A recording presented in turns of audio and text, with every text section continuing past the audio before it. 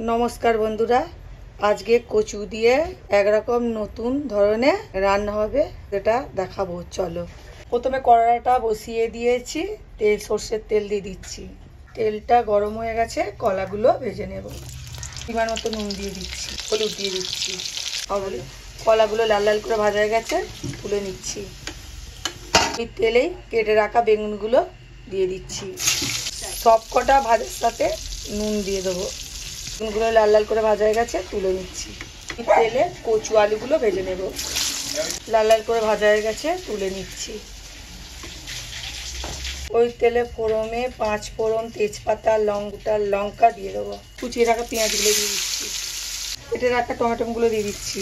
চিড়ে রাখা কাঁচা লঙ্কাগুলো দিয়ে দিচ্ছি। কিছু মশলা বেটে রেখেছিলাম, পেঁয়াজ, আদা, পোস্ত, ওটা দিয়ে দিচ্ছি। লঙ্কা গুঁড়ো দিয়ে দিলাম, কাশ্মীরি লঙ্কা দিয়ে দিলাম, হলুদ দিলাম, জিরে গুঁড়ো দিয়ে দিলাম, টমেটো সস দিয়ে দিলাম। মশলাটা কষানো হয়ে গেছে, ভেজে রাখা সবজিটা দিয়ে দিচ্ছি। কষানো হয়ে গেছে, জল ঢেলে দিচ্ছি। বেগুনটা দিয়ে দিচ্ছি। ভেজে রাখা চিংড়ি মাছগুলো দিয়ে দিচ্ছি। ভিডিওটা ভালো লাগলে লাইক, কমেন্ট, শেয়ার, ফলো ও সাবস্ক্রাইব করে দেবেন। হয়ে গেছে, নামিয়ে নিচ্ছি।